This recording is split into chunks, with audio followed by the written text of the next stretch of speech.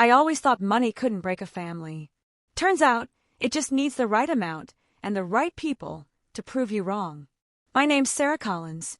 I grew up in a house that looked perfect from the outside.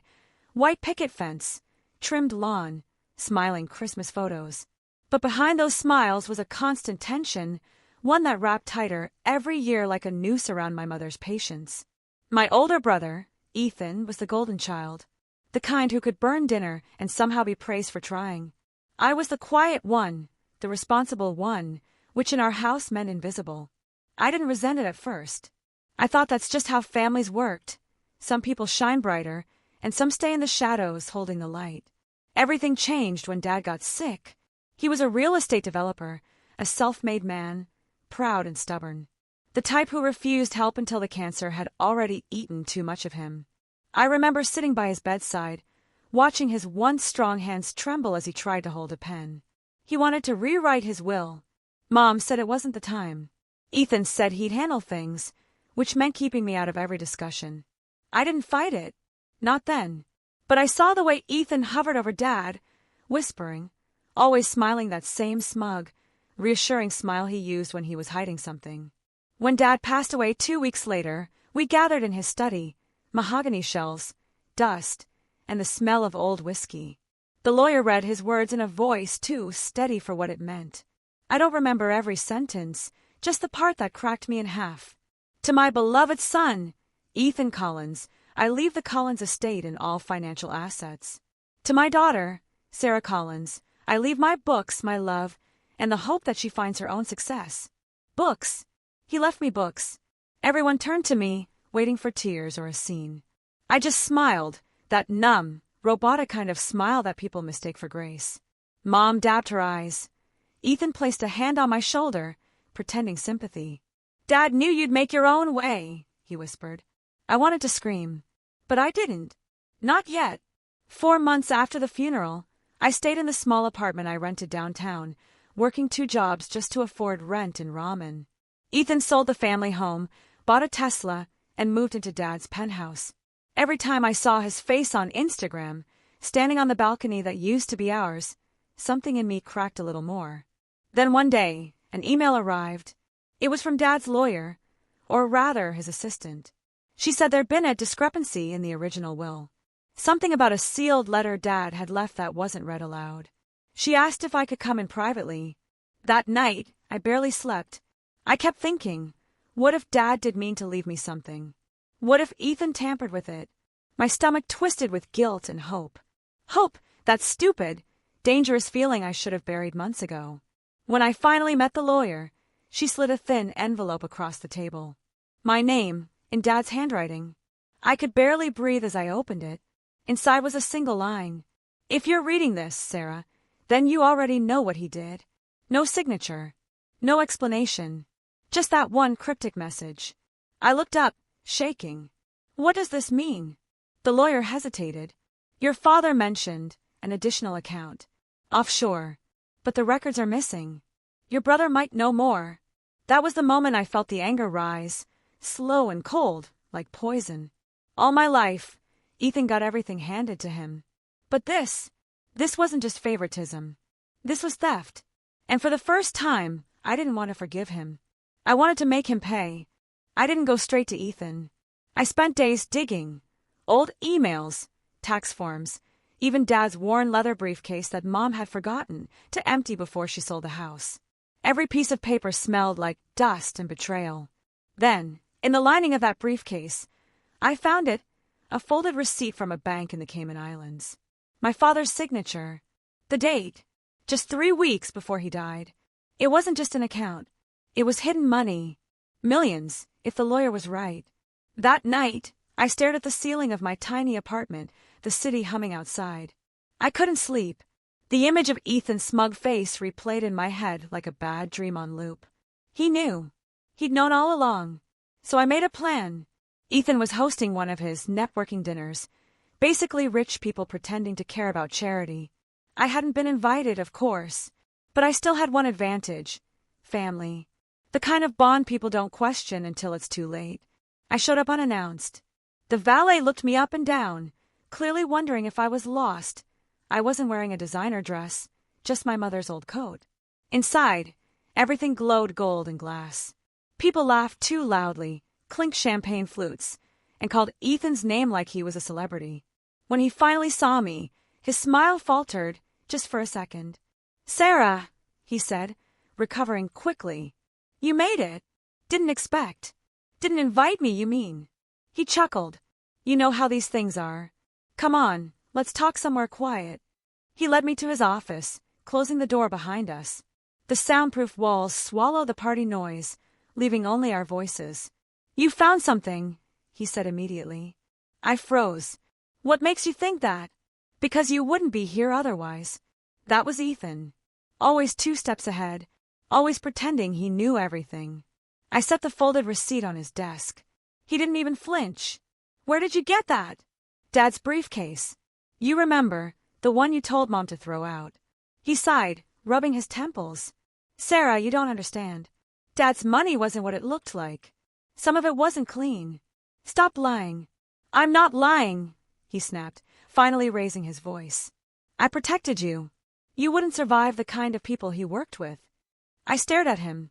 For a moment, I almost believed it, the sincerity in his tone, the tremor in his hands. But then I noticed the cufflinks on his wrists. The same ones Dad used to wear. "Did you steal those too?" I asked quietly. Something in his expression cracked, the mask slipping. "You always had to play the victim, didn't you? Maybe if you'd done something with your life, Dad would have trusted you more." That was the moment I knew. He didn't just take the money. He rewrote Dad's will. My hands shook, but I kept my voice steady. "You forged it." Ethan smiled, not denying it, not confirming it. Just smiled. And that smile told me everything. I left without another word. That night, I met with Dad's lawyer again. I told her everything, about the account, the letter, the forgery. She hesitated. "Sarah, if you accuse your brother of this, you'll be destroying your family." "My family was destroyed the day he stole from our father," I said. The next morning, I filed a petition to contest the will. Ethan's lawyer fired back within hours, claiming I was manipulating evidence, that my father had disinherited me for personal reasons. The tabloids loved it. Family feud over fortune, they called it. People I'd never met suddenly had opinions about my life. Mom refused to speak to me. "You're tearing us apart," she said through tears. "Can't you let it go?" But I couldn't. Not after reading that letter. Weeks turned into months. The court hearings dragged on. Every time I saw Ethan in that courtroom, surrounded by his expensive attorneys, I wondered if he ever thought about the father we buried. Then one night my phone buzzed. A known number. I answered. "Sarah!" The voice was hoarse, low, shaking. "You need to stop this. You don't know what you're playing with." "Who is this?" Silence. Then a click. I didn't sleep that night. I sat by the window, staring at the city lights and thinking, maybe Ethan wasn't lying about Dad's money being dirty. Maybe that offshore account wasn't just hidden for taxes. The next day, I got an email from the Cayman Bank. They'd received unauthorized access attempts on my father's account. Someone was trying to delete the records completely. Someone scared. And for the first time, I realized this wasn't just about inheritance anymore.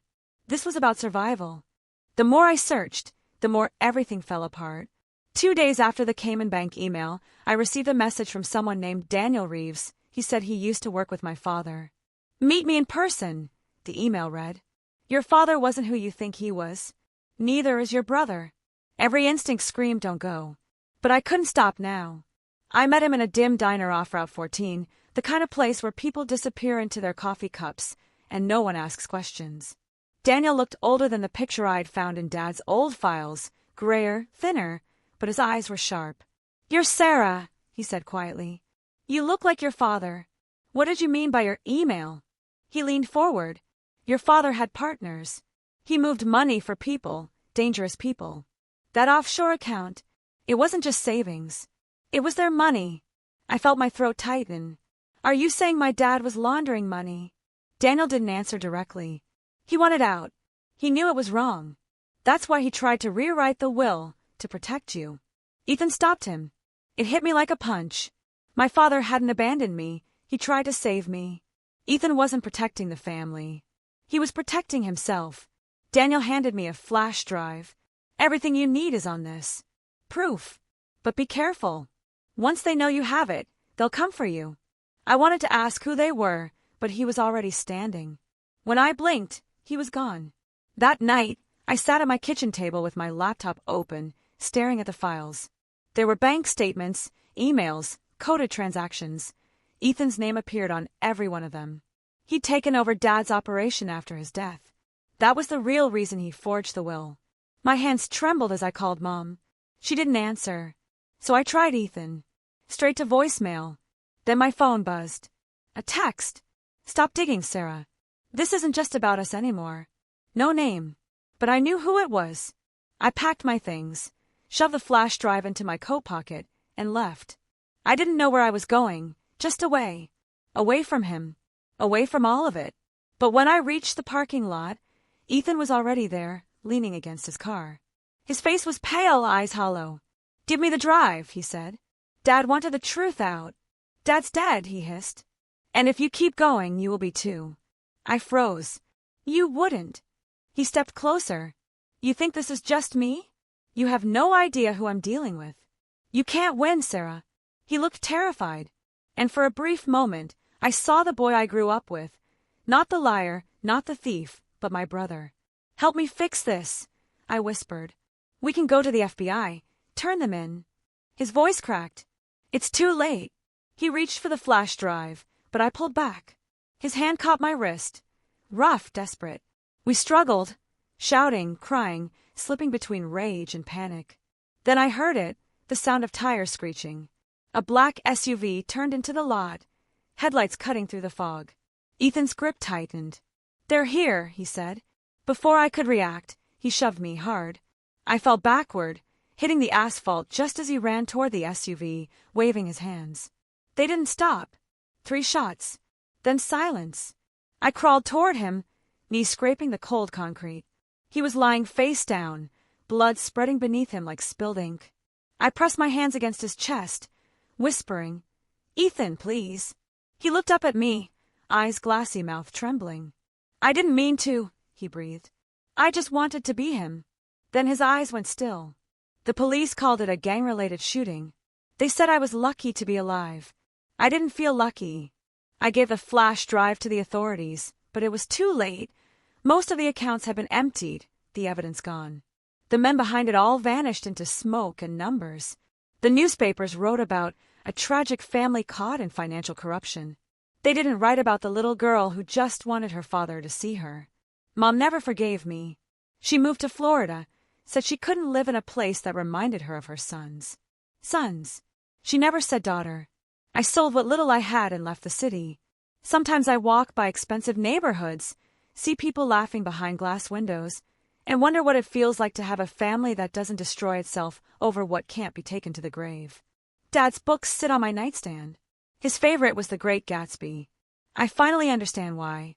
It's a story about chasing something you'll never have and losing everything in the process.